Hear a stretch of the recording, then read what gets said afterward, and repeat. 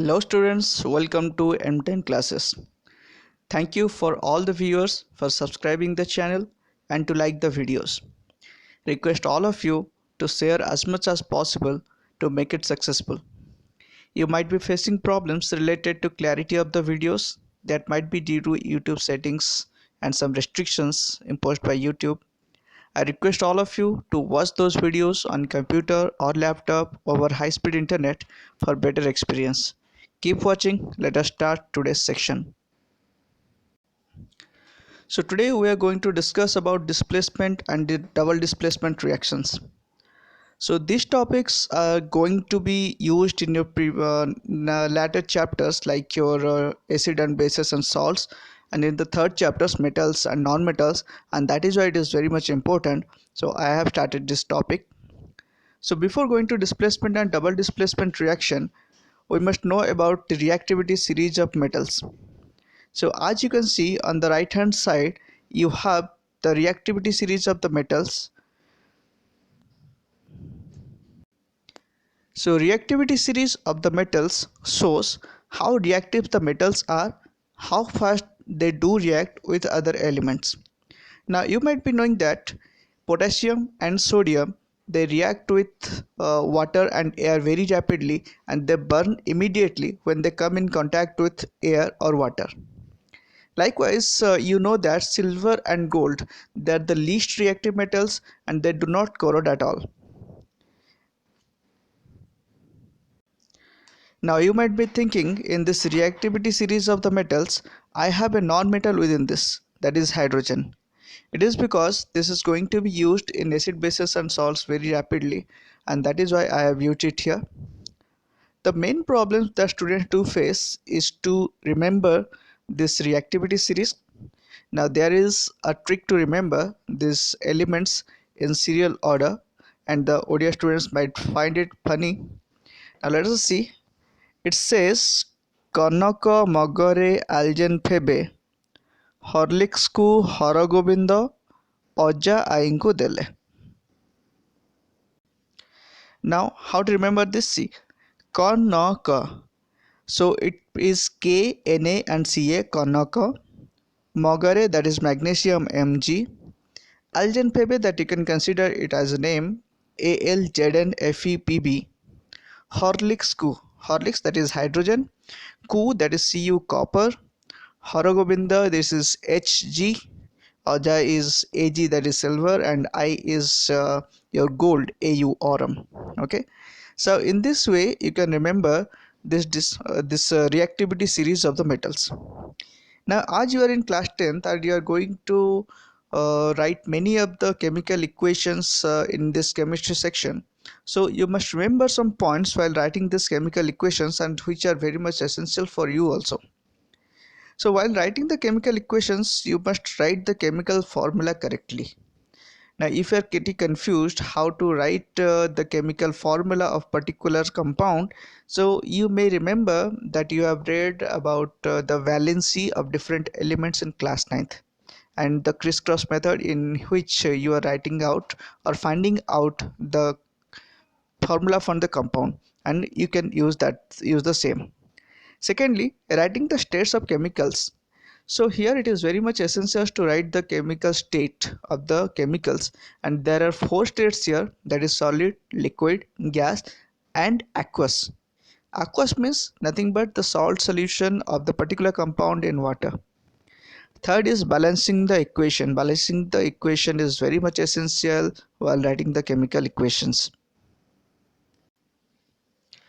Now let us see displacement reactions.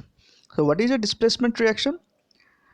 A reaction in which a more reactive element displaces a less reactive element from its salt solution. Its form is A plus Bx gives Ax plus B. That means this A is more reactive than B. An example, iron with copper sulfate. Now see, in the reactivity series, iron is more reactive than copper. So iron can displace copper from its salt solution. Now here copper sulfate, so this is the salt solution copper sulfate, it is blue in color. Now iron, as it is more reactive than copper, it will displace copper and it will form iron sulfate, and it will take out copper, displaced copper, which will be deposited, and the color of the solution will change. Copper sulfate is blue in color. It will gradually change into green color, that is your iron sulfate. Now let us see some more reactions. Magnesium plus copper sulfate. Now see here, magnesium, it is more reactive than copper. So magnesium will displace copper from copper sulfate to form magnesium sulfate, and copper will be taken out, or it will displace copper. Now the color of copper sulfate solution is blue, which will gradually change into colorless.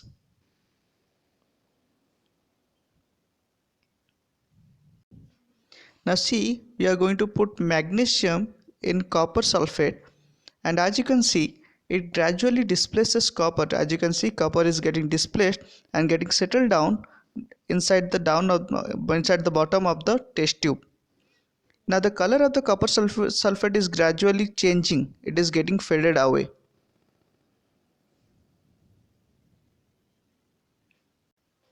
Now let us see another reaction. Copper plus silver nitrate. Now silver nitrate is colorless. Now see, copper is more reactive than silver. So copper can displace silver from its salt solution. So it will displace silver and will form copper nitrate. And copper nitrate is blue in color. Now let us watch the video. Now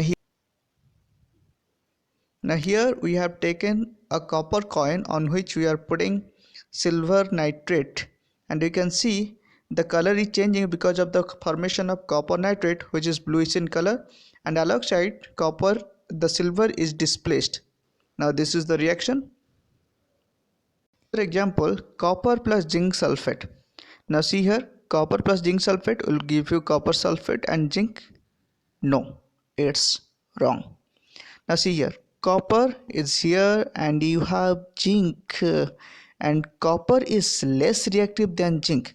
So copper cannot displace this zincs from zinc sulfate, and that's why there will be no reaction.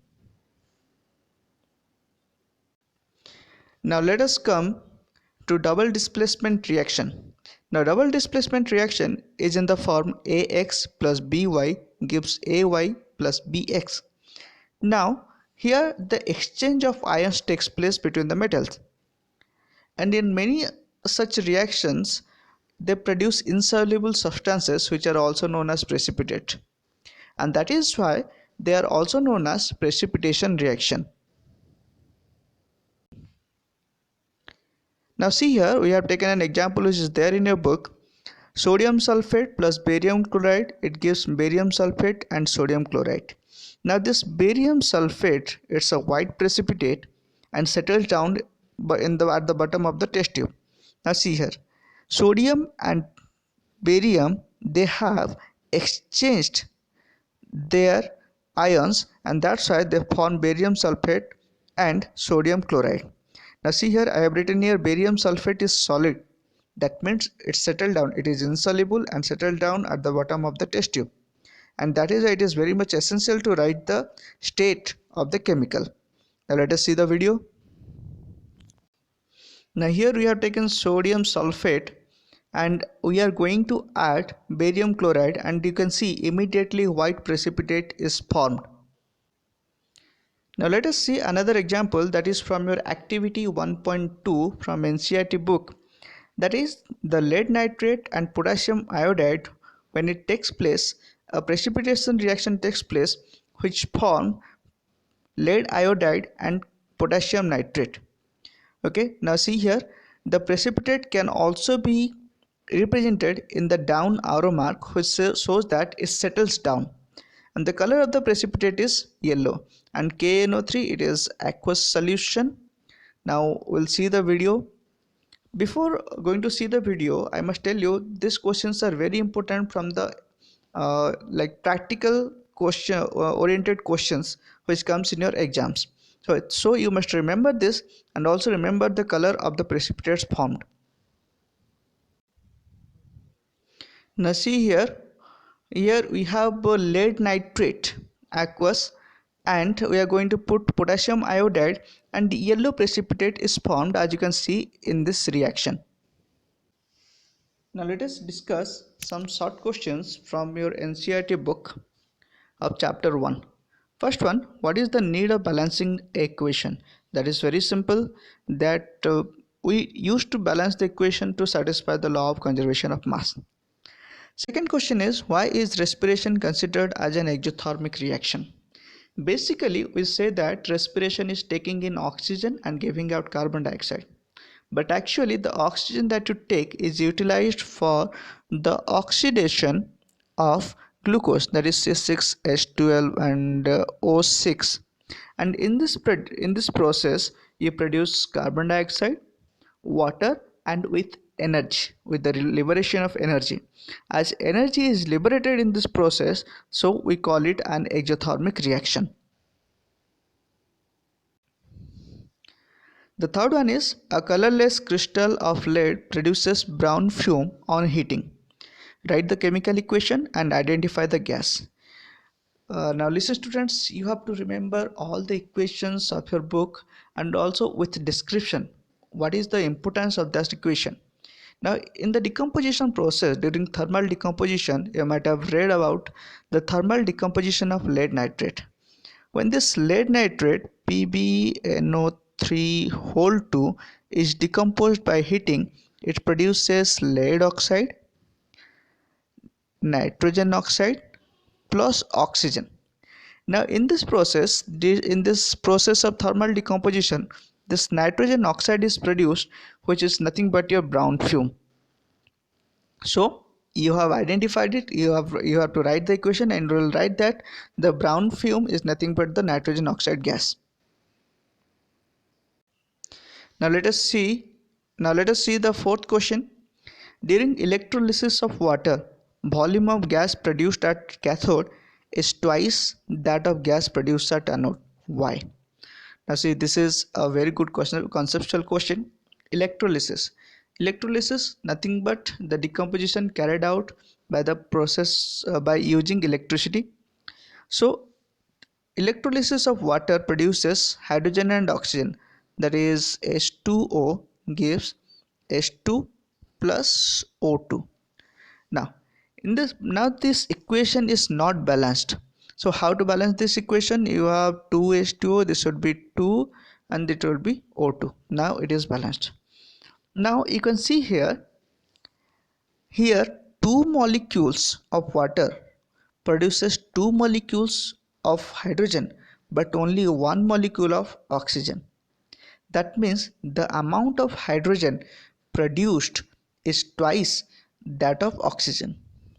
And in the process of electrolysis of water at cathode your hydrogen is produced and at anode oxygen is produced. So the amount of hydrogen produced is twice that of oxygen. So this is all for today's video. I am going to bring new videos for you. Like and subscribe and share with your friends.